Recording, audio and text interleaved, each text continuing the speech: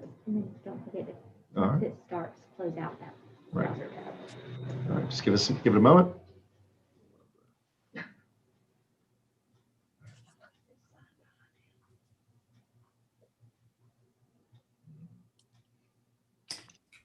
All right, we're live. Hey, everybody ready? Yes. Yes. Okay. We'll call the City Council meeting of Tuesday, February the 16th, 2021 to order. This time I'd invite all that wish to join council as we rise for our invocation, followed by the Pledge of Allegiance. And I'd ask if Councilman Gamage would give our invocation.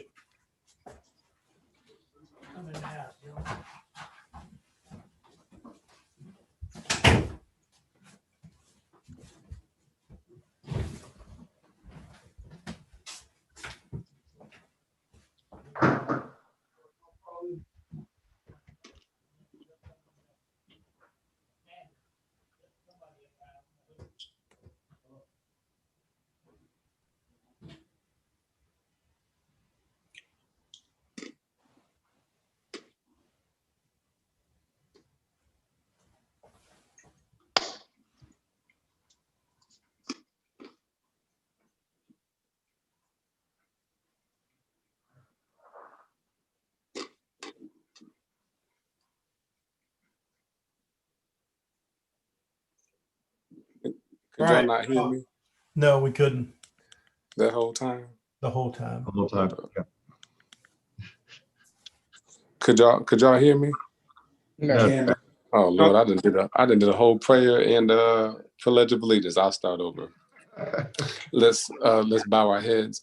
Dear Jesus, we thank you once more for bringing us here today for an opportunity to do the best work for the city. I pray that our conversations today of a strategic conversation will help us align council's thoughts with the planning commission, and that Hartsville will have one united voice. We pray that you will continue to guide our hands, our hearts, and our decisions as we do the best work for the city and community. We pray that for your hedge of protection over our city, and that you continue to guide us. In your name we pray. Amen. I pledge allegiance to the flag of the United States of America, And and to the republic for which it stands, one nation, under God, indivisible, with liberty and justice for all. Okay, thank you. Please be seated. Okay, we'll move into item 3 on the agenda, presentations. Item A, finalize their strategic plan. I'll turn it over to the city manager. Yes, sir. Thank you, Mayor. So we've met a few times now to discuss our strategic plan, and council asked to kind of consolidate it down and to give my version of what I believe the city is looking towards. And so I did provide you guys in your packet with a single sheet that is geared toward just essentially giving it to anybody so they can understand what the city is doing. It's more conversational, explaining what are kind of some areas we're focused on, growth, community unity, and telling our story, and keeping kind of simple. The plan is just to give something that we can start biting off on and go from there. And I'm welcome to any changes you want to make or additions, but just opening up to the floor, let you guys talk about it.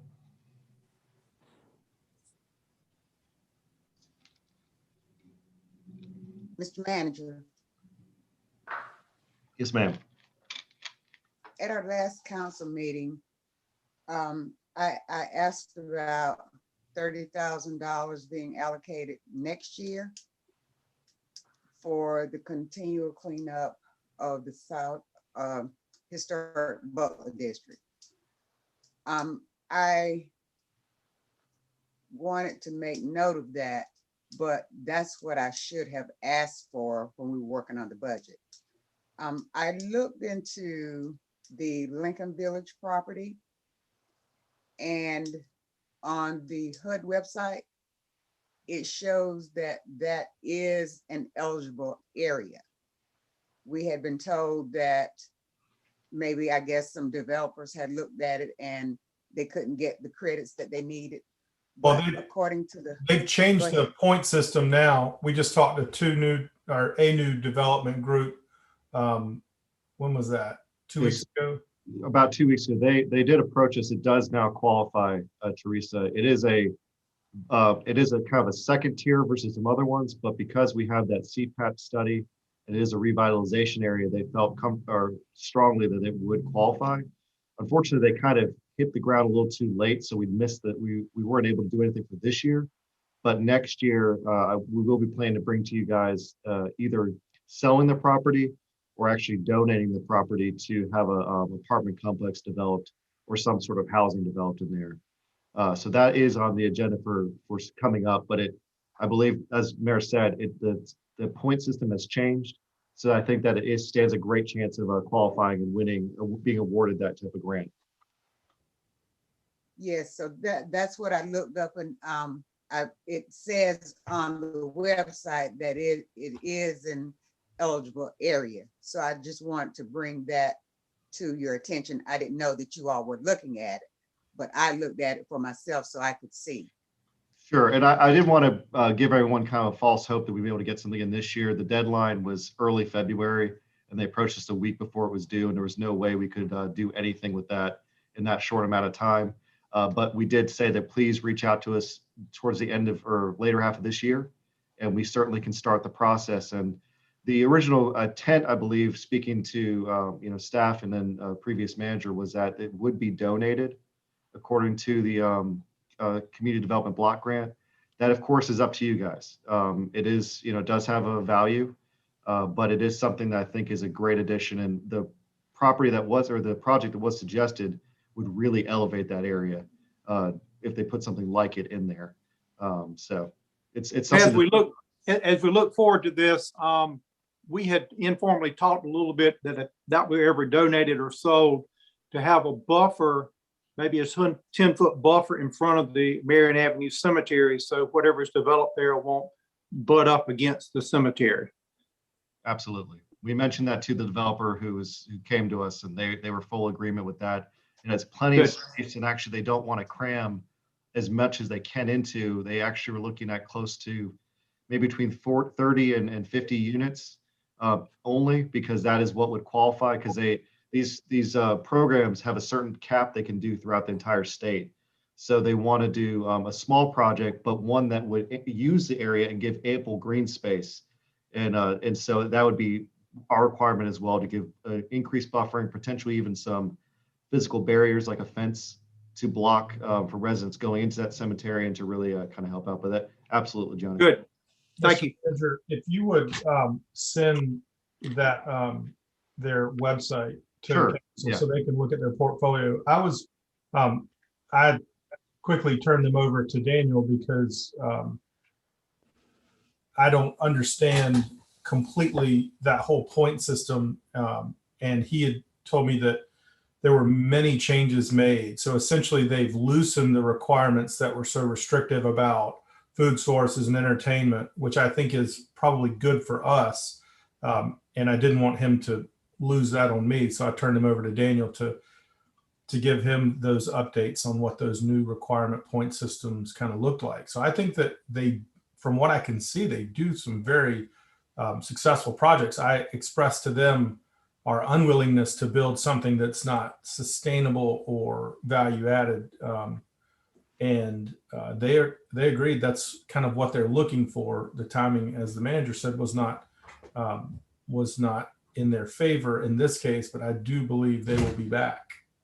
Yes, and I'll send out what the kind of the portfolio of what they do provide. They are, again, one company, so this is something that we could shop around for. But I think that the time is right to try and do something down in that area. Okay. Does that answer your question, Thank Ms. you very Teresa? much. Like I said, I was not satisfied with it just sitting there. And I said, well, let me go on the HUD website and see what they have for multifamily housing, for affordable housing and that type thing. Yeah. And that's when I put in the address and found out that it was in an eligible area. Unfortunately, the time frame to apply for the grant has, passed by. Right. So I thank you all for that. And if we could all look at that information so we can kind of know, what's going on, I'd greatly appreciate that. We're not gonna make any contacts or anything, but we certainly need to be abreast of what's going on. Sure, I'm happy to send that out to you so you guys can start researching it. And then when we do get closer to actually moving forward, we will definitely keep you guys abreast of what's going on. And that way you can all make the decision to whether or not to give it away or do what you want to do with it. Thank you. Okay.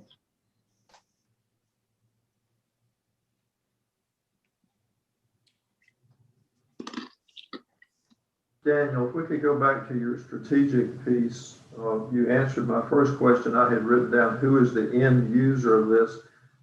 My first impression of it, and I guess second and third too, is that it's more of a marketing piece than a strategic plan. Like you said, it's a handout to be conversational to give to residents. But when I go back through all the notes we had from our meeting when the 7 or 8 of us got together, we talked about coming up with that vision for the city, and that vision, once we could define that, our story, if you would, it would drive these other processes. And I don't know that we got down to that. When I look at the notes, it was that we should complete a strategic vision, look 10 years down the road and tie that into the 2030 plan. So I guess I was looking for more meat, for lack of a better word. Here's the plan and here's what we're going to do. Yeah, honestly, that's something that I think we had started working towards. And then the last comments we got from, largely, the mayor was talking about the last plan was to get away from that kind of checklist type mentality. And that's something that we moved forward with this one. So we can certainly go back to a checklist type thing, but this is something that it can change and flow. It's up to you guys, really. Okay. All right. Well, forget that for just a moment. Then go to the handout itself and go down to housing issues addressed. And I can't get those two sentences to mesh with each other. In addition to canal, there's a real need for more housing of all types. Let's spread the word on how great a place Hartsville is to live. Those two don't seem to go together. We say something else there. We've said we need more housing. How does let's spread the word on how great a place it is to live move you toward that goal?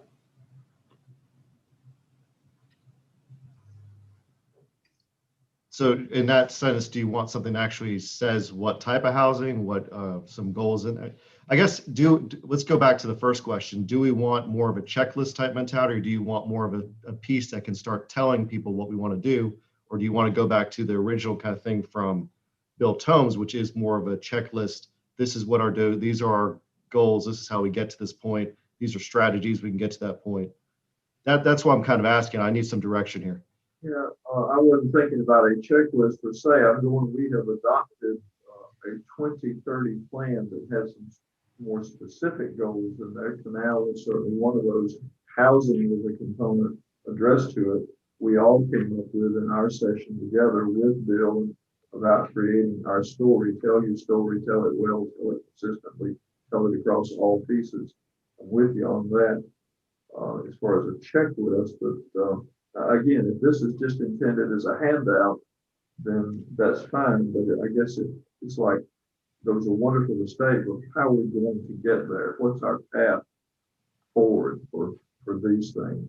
And they didn't seem to be the necessarily 3 or 4 most important things that came out of our conversation, not what Bill did, but Teresa made points and everybody made points and Bob did and Trey did, everyone, about things that we wanted to see done.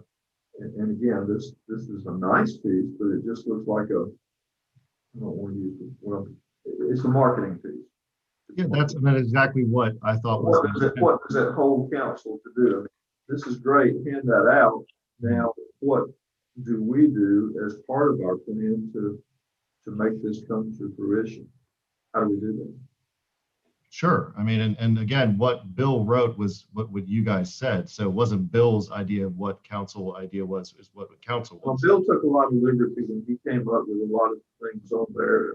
He was guiding us to a path that in many ways he had already decided upon. It was like any other session that we had been to anywhere over the course of the years. It was the same process, and you knew where it was going to end up.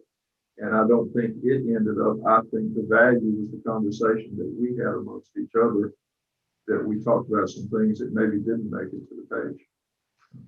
Sure. Okay. Well, no, we're happy to do a more meaty one, to give you guys a checklist of how we accomplish each of these things. Absolutely. I'm just wondering, on the housing issues addressed after the first sentence, could we maybe add something, generally speaking, like infill development, historic Butler district, the areas that we would concentrate on? It wouldn't cover everything, but it would be give people a little bit better clue of what we're looking at. And maybe that's what Bobby's thinking. Yeah, you verbalized what I couldn't, but thank you, Johnny. Yeah, just No, absolutely. I mean, and that's that document. broad headings we have here, but then drill down just a little bit, not a checklist per se, but if we're saying housing, then like you said, Butler, all those good things. Sure.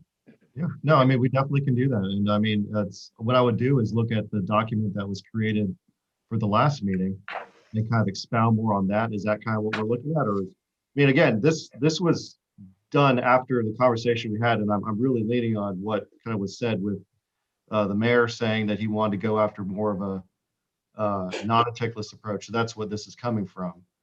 Maybe if I interpret that wrong, please let me know.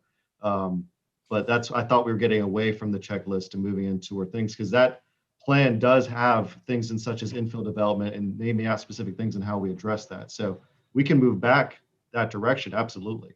It's no problem. Yeah, it doesn't have to be a checklist, so to speak, but if on this one-page flyer, when we met in the fall, we mentioned senior housing, we mentioned housing stock being increased, we mentioned historic Butler district, we mentioned connectivity between neighborhoods downtown.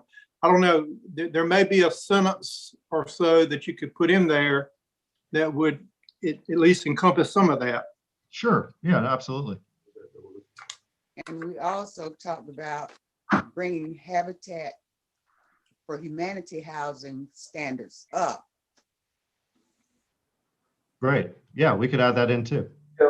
And the reason I'm doing this as simple as maybe writing them a letter. I mean, that's something that we've got to get to that board to do. I don't know that's part of our strategic plan, it's part of our wish list and everything, like you said. And I noted that we need to be writing, we need to have already been written them a letter to say, there's some standards we want you to abide by if you're going to build it in the house.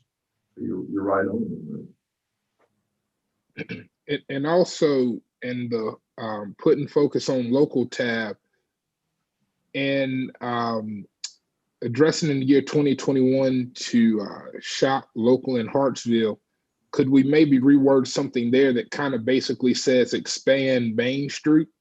I think that the Main Street vision is appealing to business owners down the 5th Street corridor as well. And maybe let's market it in that sense to encourage more local engagement from those business owners as well. Great. No, these are all great, fantastic suggestions. I love it. What else you got? Let's keep going. Daniel, Yes, ma'am.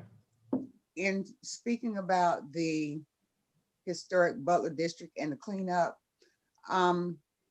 we should have in place a fee structure for your trash receptacles, your trash can.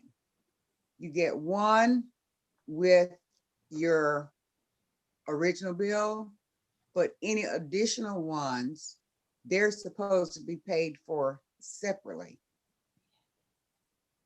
Yes, ma'am. So I looked at that, and I see several places that have more than one trash can. Right. Is there any way that sanitation, working with the water department, because you get your sanitation, with the water bill, is there any way that those two could collaborate to see that those fees are being paid Yes, ma'am. We do check to make sure those fees are being paid, to make sure people who have two trash cans should be paying 2 trash cans worth. Okay, And yes, ma'am. okay, and in the instance of a rental property, when a rental property no longer has power, I mean, not power, I'm sorry, water services, Hmm. we need to develop a system so that we can pick those receptacles up, because if we do not pick them up, then trash from other locations get put there and they stay there and they're not moved because there's no water account. The trash can is in the yard. The city is not allowed to go in the yard. Right. Or it may be just, sitting kind of close to the street, but not at the curb. And I've seen that in many instances. So that's one thing that we could do to try to help with the cleanup. And Sure. picking up Yeah. brown goods, when you have the water account, picking up brown goods, but letting the citizens know, like we said, that the appliances, the white elephant items, those items have to be paid for to get picked up. And I saw a church that actually had some commodes beside the curb. So a general, I think, consensus in people's thinking is they do what they see done. They don't necessarily know the proper way to do it. So that's why I suggested the media blitz about the cleanup and that type thing, so Yes, ma'am. that we can make sure that people have the information that they need, so Absolutely. that, because oftentimes they have the means to take the refuse wherever it needs to go, but because they see a neighboring property or a property down the street that has trash at the curb, then they think that's what they're supposed to do. Right. Sometimes, but a lot of times it's just them not wanting to pay for the service. Right.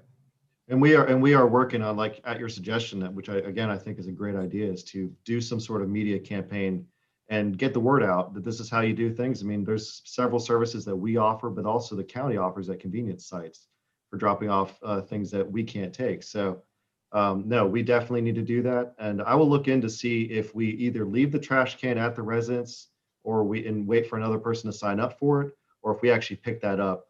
It's different in different cities, so I have to find out what that is. But we can look to see how we can. Yeah, Each of them are tagged from and what coded I've at least. seen, Go ahead, ma'am. I'm sorry. from what I've seen, they're just left. Right. And I have made some personal calls myself because I knew that, no one lived there and there was no water account there. So Right. to keep it from, just looking bad and Sure. accumulating more and becoming a dumping ground or whatever, Understood. then I call them up and say, listen, we need to get these receptacles picked up because they're causing a problem. So Right. if we did that type thing citywide, it would help. And also, especially the historic Butler district. Okay. Muted, Karen. Karen, are you trying to make you're muted, Karen. Oh, sorry. Teresa, right quick, I wanted to note that we did notice that that was a problem. And so now we have been trying to implement in the process, and I'll follow up with Brandon on this. When we have a water account that's closed, we are notifying sanitation that they need to go ahead and pick up the roll carts. Now, I will Very work on good. that. No, we started that a few months back, but if you're still having that problem, I'll be glad to follow up, because they shouldn't be providing services, because we noticed it was a problem as well. So if they're not living there and they're not paying for the sanitation service, we were trying to figure out the disconnect between closing the account and our crews still picking up trash there. So I will follow up with Brandon, my customer service manager, and make sure that we are letting sanitation know that they need to pick up those roll carts. Perfect. Because you can also check the rule to vacate orders. That's another tool. a landlord has to serve a tenant a room to vacate order. Right. And Okay. then the property belongs to the landlord after 48 hours.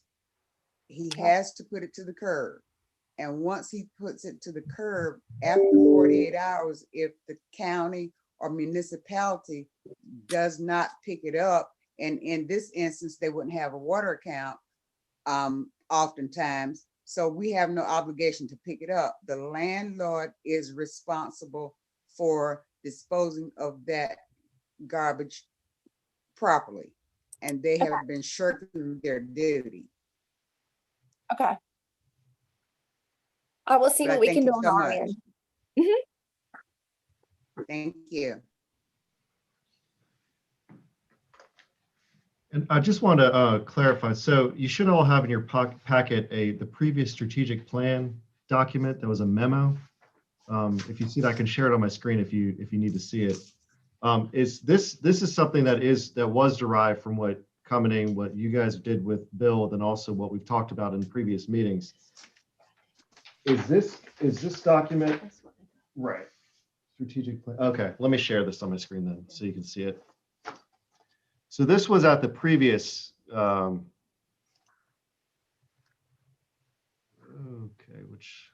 are you guys seeing a memo, strategic plan memo?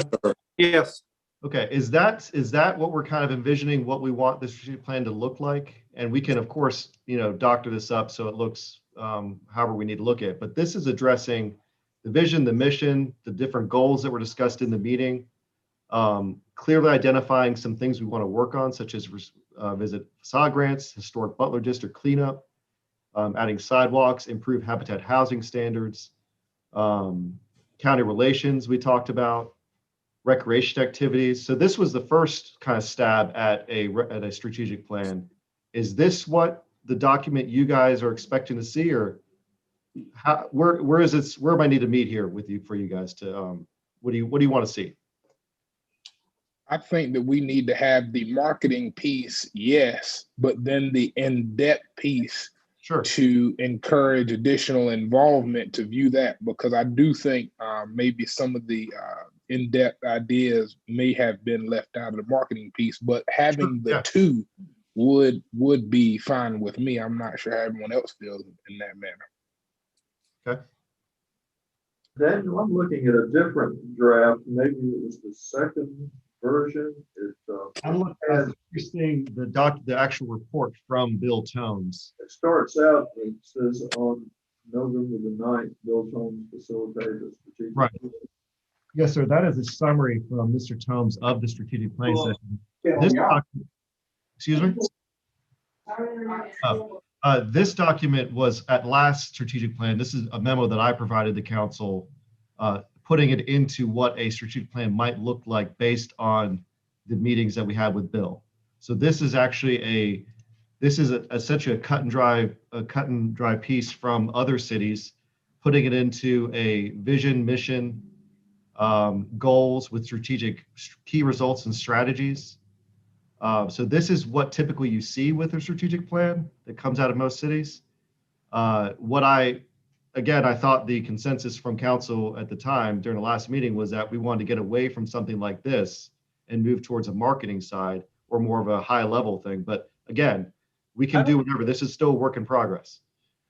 I think that you want to put together a marketing piece. I never took away that council was looking for that. I mean, this is completely different from a marketing piece. The other piece I don't even consider, honestly, a marketing piece. So, I think that this ought to be kind of an internal working document for council, because it gives us, on paper, the direction, and you can take from some of these, the vision and the mission and incorporate that into a marketing piece. But I'm not so sure that anybody on council is convinced that the vision and mission statement of Hartsville is going to be what we use for a marketing piece to attract someone. I mean, I think that, I think we're more sophisticated than that. I think that we're better than that as far as our presentation of that marketing piece. So I think that it's two different things. And then couple into that, one, you have a passion for the campaign, which I think is a whole separate entity that maybe ties some of these pieces together, but I don't know that I would use them, all at one time, if that makes sense. No, it does. Yeah. I mean, this is, so, I mean, what I'm hearing is, I mean, essentially, we want to have an internal working document that the council can work off of. And then if we need to derive marketing things out of that or ways to get that out, then we can do that, certainly. So, I mean, that's perfectly fine. I mean, all these are great suggestions. Well, and I'll piggyback on what the mayor said, Daniel. It goes back to, we said that we wanted, first of all, we have to know our story. Our challenge was to go, what is that story, so that we could forward me the email. Go ahead. Oh, I heard somebody else talk. Yeah, that we have to define that story first, and whether we call that a vision or our story, but it's just something that we're walking down the street in Greenville and anywhere else, and somebody says, gosh, you're from Hartsville, you kind of know what to say, how to present. Tell me about Hartsville, what makes it unique. We see you're in the news all the time. Why? Well, it's because we are marching toward, we are doing this, that, the other.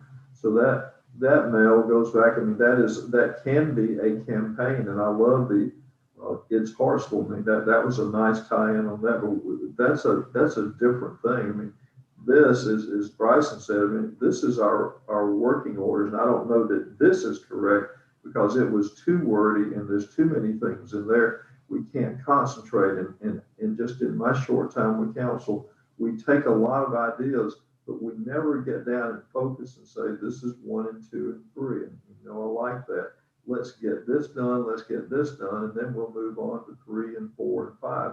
But there's got to be some big things that have an outsized importance that would drive everything else we're trying to do. And those, to me, that's the strategic plan, whether you say it's for this year or if it's the next 2 years. But what are the things we can do now? Small things in many cases that have big benefits, easy to do things. You make sure all the street lights are fixed, the sidewalks are in good shape, all the things that are quality of life.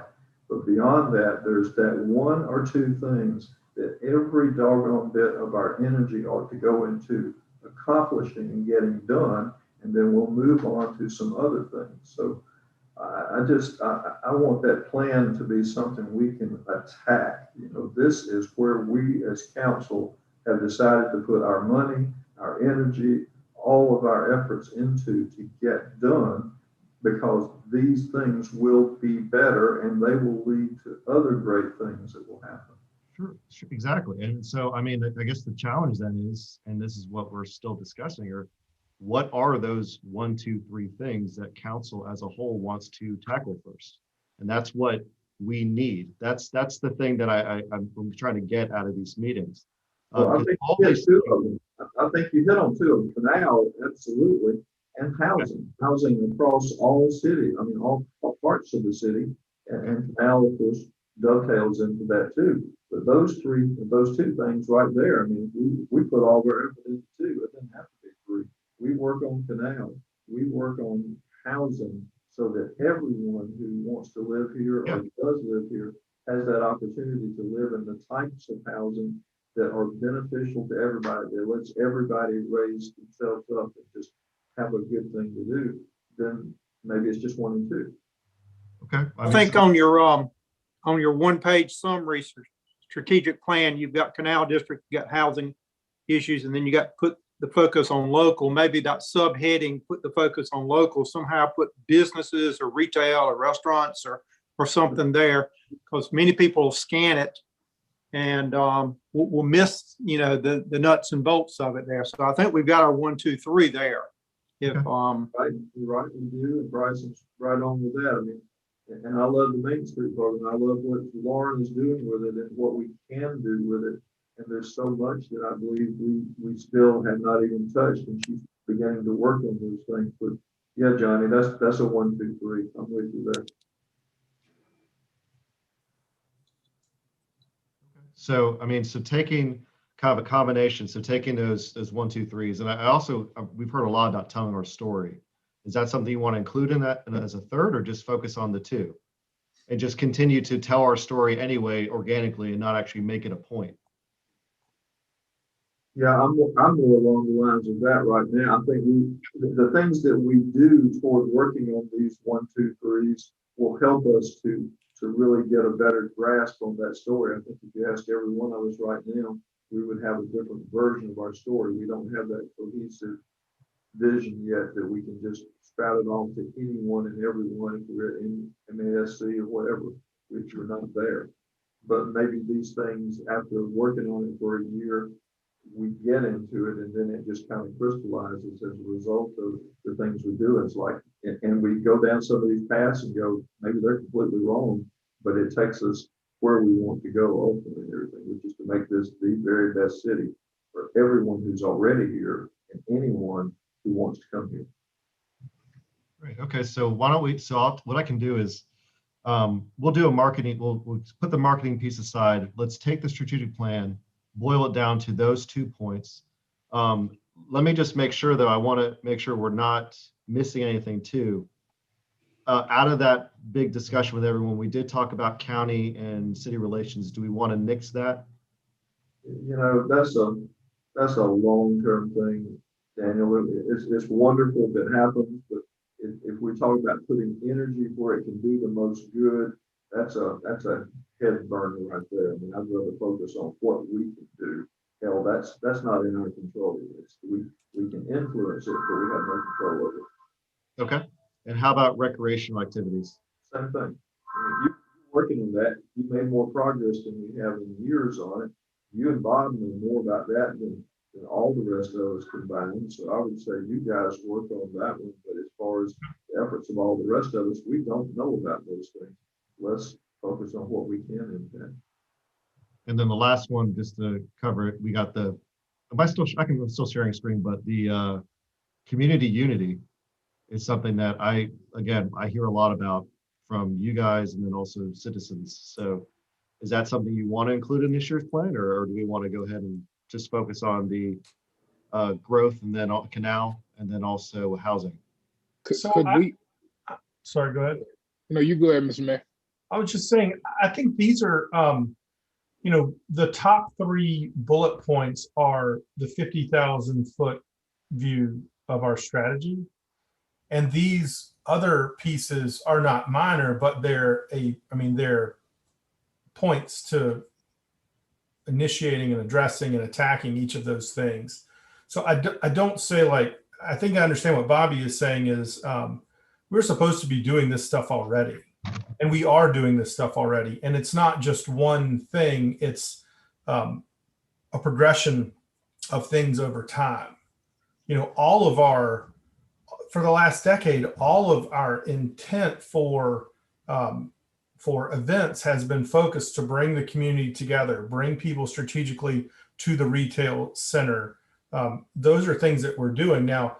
Should we look at ways to change, differentiate, expand, relocate, some of those things? Absolutely. But that falls kind of in the parameters of what conversations y'all are already having. So from a policy directive, I think that we've kind of nailed out. These are our 3 things: canal, housing, focus on local, and how we emerge from post-pandemic successfully. And then how we get there is kind of a continuing discussion of direction. It's all of those things and more, and a lot more. So I think that, it's almost like you put a piece of paper on your wall and start writing down these ideas, because they're all valid ways to get to these 3 goals that we want to get to. You can't, you almost can't have one without the other in a lot of ways. You can't, you can build all the housing, but if we don't focus on emerging well from the pandemic and focusing on downtown retail and restaurant offerings and all those things, no one's going to move here. If you have a community that's divided, no one's going to move here. Those are all, things that we've got to do. They almost shouldn't even be listed. It just should be kind of inborn in our direction. That just, and maybe that's where we may have missed it somewhat, because of the simple fact that if you look at this document, the City of Hartsville 2021 strategic plan, the first two items is the Canal District project breaks ground. That's going to happen. Housing issues addressed. In addition to the Canal District project, there is a real need for more housing of all types in Hartsville. Let's spread the word. Okay, so the Canal District project is going to happen. Now, we cannot say, or it does not show any direction as to the other housing elements. So the first thing I brought up was the multi-family apartment complex at Lincoln Village. Well, that's not going to happen in 2021. We keep our eyes on that. But the thing that we can work on is the Habitat for Housing piece. But those are all in the That housing part- issues bullet point too. Those are all encompassed in that. And maybe the federal program doesn't work for Lincoln Village, but that doesn't keep other investment out of it. As someone not utilizing the federal program could develop it tomorrow. Right. And I think we mentioned this earlier, you know, that second sentence in the housing issue addressed, you know, might need to tweak it to include senior housing, infill, you know, things like that. I think, you know, it can be easily Yes. fixed. Yeah, I agree with the Mayor This Pro is- Tem. These bullet points, you know, need to be wordsmithed and addressed in greater detail because they're very large issues. And I think the intent, especially for the housing issues, is to address all of the housing, like he mentioned, senior, the working class, retirement. I mean, the whole, you know, even down to, you know, hospice type facilities. I mean, there's the whole range. It needs to cover everything because we have no real inventory and it's hurting us. And we can't have any infill development in the historic Butler district if we don't clean it up. So we work on the cleanup piece, but what we do have existing is the Habitat for Humanity. We work on that at the same time. And then we have some models that we can show, you know, the differences make, some before and some after. But right now, you know, it's sketchy and kind of spacey. We've talked about it several times, but we have not acted upon it. Let me, because this is, you know, I know where your focus is right now. And since we're kind of revisiting a piece of that, let me just kind of put out an idea that just hit me. So I couldn't help but thinking, I understand what you're trying to do with cleaning up the Butler Historic District. And there's also, you know, a piece that says, well, if we have canisters that aren't being paid for, they shouldn't be utilized. But the root of the problem is cleanup. And so, you know, at Disney World, Walt Disney figured out that the average person wouldn't walk whatever the distance is, 20 feet without throwing down trash if they had it in their hand.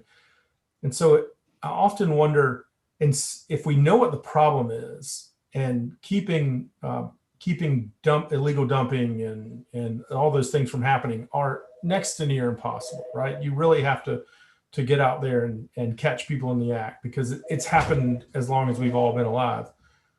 Wonder what would happen if we took that approach and said, we're going to put more trash receptacles out, or better yet, to improve our agreement with the county, what if one of the county facilities was located in close proximity to where the problem exists?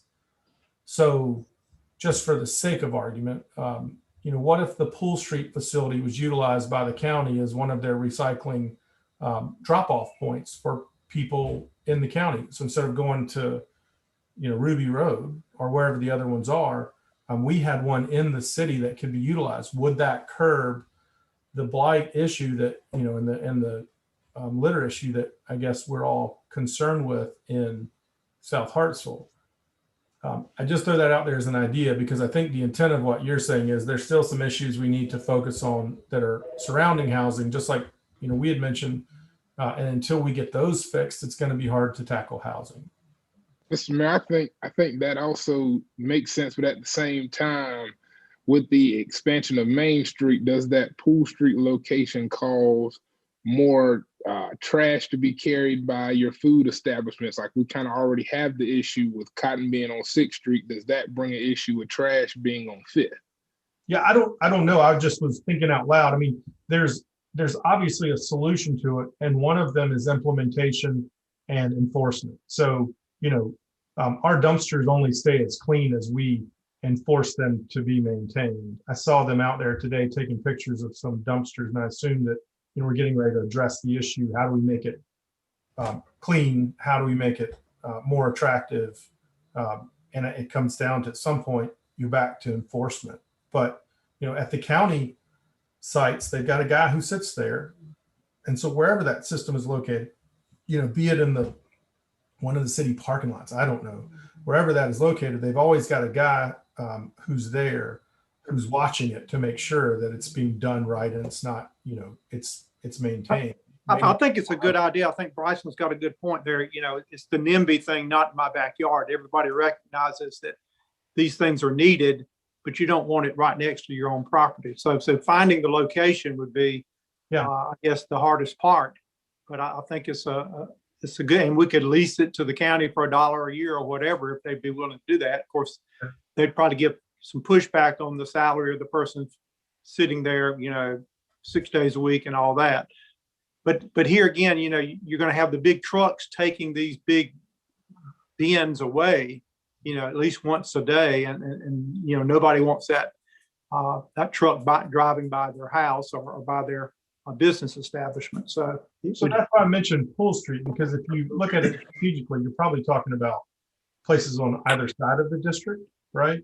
So that you don't have something central, because to Bryson's point, we don't want, trucks driving through the neighborhood, that are commercial, even though in many times Russ would probably tell you, or Daniel will tell you, it's the same truck that picks up our other trash. But for the sake of the argument, there was always some talk about connectivity to from 5th over to 6th. And we own one of the parcels that could be a part of that connectivity. So instead of having a recycling dump facility like they do over on Ruby Road in the middle of the Butler Historic District, you could have it at Pool Street and then build a road to Pool Street so that people would have access.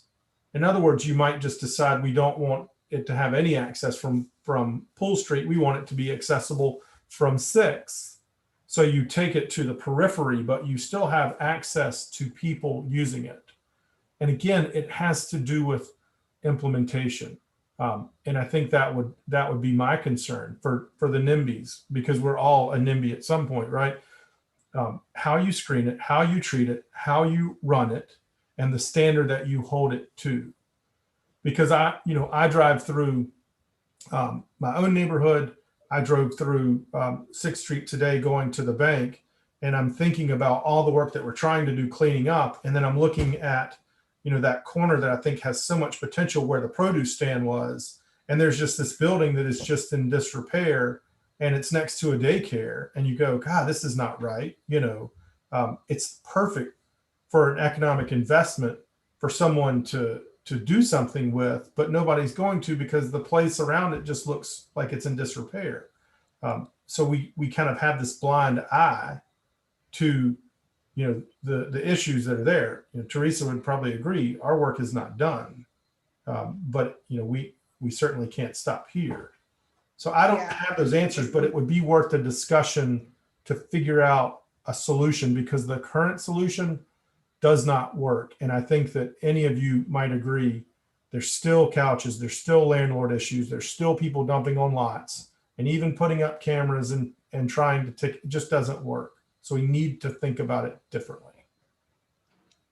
Mayor, Madam. That was one reason why I suggested that we all get together and do a ride along. We can do it in separate cars.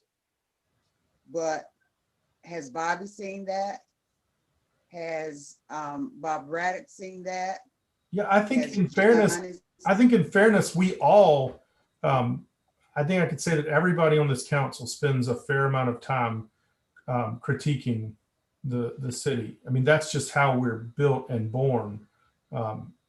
You know, I think that even outside of that, there are people that we live with that continue to do that.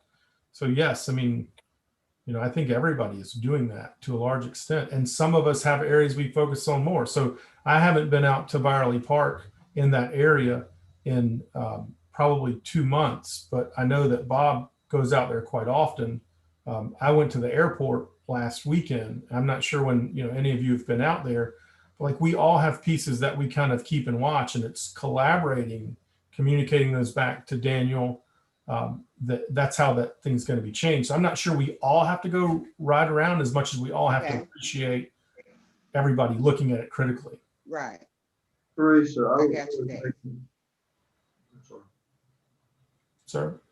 I was going to say to Teresa, last night I was making some notes on this marketing piece, and I put some of my visions for the city. I mean, if I think big, I said, I want to go to a concert in the Butler Gym. I want to buy groceries at a grocery store on 6th Street. I want to go to a new restaurant on Marlborough Avenue. I want to ride bikes in the Canal District, and I want to be able to buy a bike in the Canal District. You know, I want to walk from park to park and be connected. I mean, there's so much more we can do. To go back to your litter thing, Teresa, do you think that because there are so many people in the Butler Historic District who do not own their homes and maybe don't have that same pride of ownership, this is not mine, I'm renting, that somehow adds to the issue of not caring as much and not doing the things that's necessary with the trash? It may, and that's something that we need to get a handle on as well. What's rental, what's owned, not to treat them any differently, badly, but for our records, so we will know what's going on, who to address, and how to address those problems. We've had some study that came out, did it not, that said 58% or some 62%, some high amount of percentage of people who live in the district do not own their homes. It was a very, very high rental rate. These absentee owners who are not there and don't take care of things, so forth. I mean, it adds to the problem. I know that in some degree. With our GIS technology, Right. we could easily peg that on a map. Yeah, good.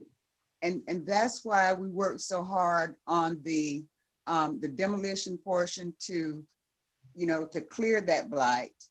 Then we came back with an education piece. I tried to let absentee property owners know how to keep their property so that it wouldn't grow up to be a semi-forested or actual forested property again.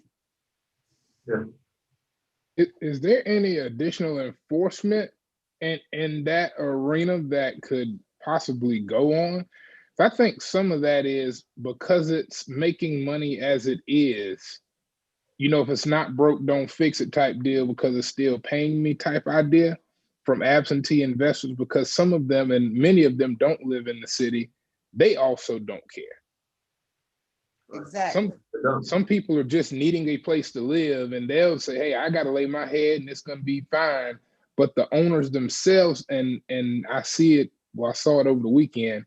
It's kind of like, yeah, okay, that'll be fine. And it's an eyesore in my opinion, but that's this thought throwing it out there. If there was some additional enforcement that could maybe occur in that arena. Yeah, I'm with you.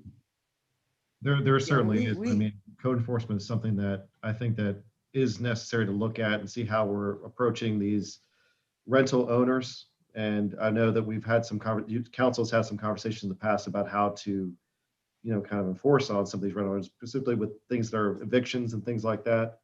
So it's something that we can look at and see if we can either ramp it up or be more enforcement, not really ramping up the penalties, but just more of it. Well, one other thing that will fix this, and I'm going to move us forward because we're already into 11 o'clock, is inventory.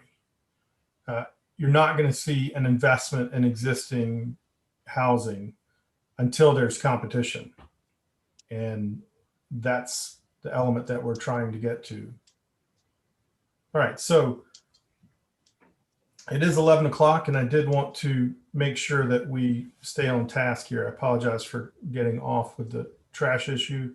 I think that I haven't heard anyone say that the three bullet items for our smart growth goal, if there's anything that should be added to that. Do we all feel like this is a pretty broad beginning to where we want to figure out how to drill down from there?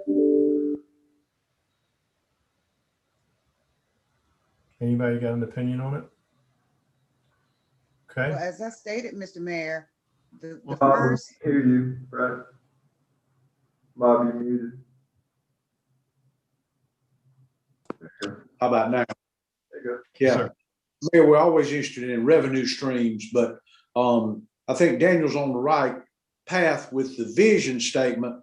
But I mean, we as a council will know what our list of that we want to address, our concerns as far as priorities go.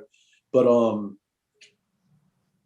I'm always interested in revenue streams because it helps come budget time as far as whether we do or don't have to increase property taxes or sanitation fees or whatever the case may be. So I think that housing will address some of that, because the more housing we can get in, the more property tax revenue it'll generate. Absolutely. And I think that Johnny would even agree that, while we're always looking to annex, it may be easier to infill, develop, and grow internally than to bring from the outside in. And We're seeing more of that on 14th Street and other places as I ride around there. There's some infill development, but I keep thinking of the Oakdale region, all the opportunities there that have not been fulfilled. Yeah. When you say haven't been fulfilled, what do you mean? Well, there's not a house on a vacant lot. 4 lots over there with no houses on it. Oh, but but we've had 3 new houses added. We have. Right. But, out of the total number of vacant lots, and how long has it taken us to do that? Well, good news is it hasn't taken us long because we don't own them. Right. But the bad news is that's what the market is bearing at the moment. So, the real question is why? Is it because it's seen as a higher risk investment? Even after we've made a substantial investment through that CDBG grant for sidewalks and lighting and such, why isn't it being invested in, and how does that change? I don't know. I mean, I think that there's probably less risk in the land infill that you see down 14th Street because they're more insulated, maybe more established neighborhoods that aren't rental. I mean, the Oakdale is over 65%, 70% rental, which kind of speaks to some of the problems we've been discussing here. And so maybe that's why that investment is difficult. Maybe the inventory is not in rental as much as it is in owner occupied. I don't know. We had the issue, I guess it was Community Development Foundation that drove that discussion and drove the energy toward that property over there, the Milliken property for a while, and there's been nothing on that lately. One thing that Nancy researched was we made a sweet deal to that Clark Urey fella to get those lots. And if I'm remembering correctly what she said, he then sold some of those off and made a profit on that. And that shouldn't have happened. And that's one of those things that should have been in our clawback deal, just kind of like we had up at the museum or wherever. We got to think about those agreements when we do them. But he made a nice deal, got them for nearly nothing. then profits from it, and we still have vacant lots over there. You know? Yeah, and the other, I mean, the other piece to that is they've given a piece to Florence Darlington Tech. Yeah. That's not Yeah.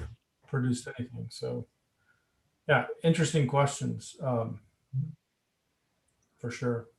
So Daniel, will you drive us toward maybe refining the 1, 2, 3 into a working document, if you will, and let that stand alone from any marketing or tell our story in a different way, although that's always a good thing to do. But for the meat and potatoes of it, let's get focused on something and put some energy behind it, put some money behind it, and get going and make this place better for everybody. And Daniel, the other thing is you're going to see that you may not end up with one marketing piece. I mean, you know, the worst thing in the world is the Stop in Hartsville brochure that's sitting in the, you know, rest stop, you know, outside of Camden or something, right? Like something that nobody touches. It's just like, so you may find that you have multiple marketing pieces. We already know that we're going to have a marketing piece for Canal. You know, what we do with downtown can be its own marketing piece. Like, so I think you're going to have ample opportunity to develop that and then spin that into its Hartsville. Sure, absolutely. No, I mean, this has been great. I mean, it's like how the sausage is made. It's horrible during the process, but the end result is delicious, delicious sausage. So, I mean, that's always a good thing. So, no, I mean, you guys, this was awesome. Thank you so much for thinking critically about what you want to see in the strategic plan. And we certainly can take those 3 elements, hyper focus on them, give some real clear goals that we can work towards that are achievable, not necessarily a checklist, but just something that we can look at in addressing areas that you guys have all mentioned here today. So no, this is perfect. I mean, and we'll get away from something that can either be just something internal document you guys can work with and go forward. You don't have that by the end of the day? Absolutely. Yes, sir, Bobby. So one thing just to put a bug in your ear. Already finished it right over here. I don't know what you guys have been doing this whole time. So it's already done. One thing that I woke up thinking this morning was walkable communities. And you know, I drove through Gatlinburg, which has no less than 16 mid-block crossings and a pile of people walking downtown. And I started thinking, you know, how do we just start making decisions to affect that change? You know, with all of the leadership we have in the legislature living in the city, we need to go ahead and have a meeting and say, we either expect this and here's why, reference Bishopville, you know, get them to make some agreements to fix some things we know, fix the width of the parking lots, parking spaces downtown. They are too small. Also to reduce the parking mandatory minimums. If we're going to address infill, you know, we're just creating a problem on the back end. Like those are just easy things that we need to put on a tickle list, like Bobby would say, and let's just make a decision and get it done. And I know that's outside of this conversation, but while I was thinking about it, I will forget it if I don't tell you. Okay, anything further from council? No, sir. Mr. Mayor, Madam? I just wanted to mention one thing that we also need to look at that I have gotten some questions about. Uh-huh. And if it's not the appropriate time, then you let me know about the dog park and its cleanup. Is that us or is that the county? Let me get Daniel to take that over. And y'all can talk about that because it's outside of strategic. We can, Okay. yeah, we can have a private conversation about it. All right. Sure. Thank Okay. you. All right. I'm going to say the meeting is adjourned. If there's no objection, then we stand adjourned. Thank you.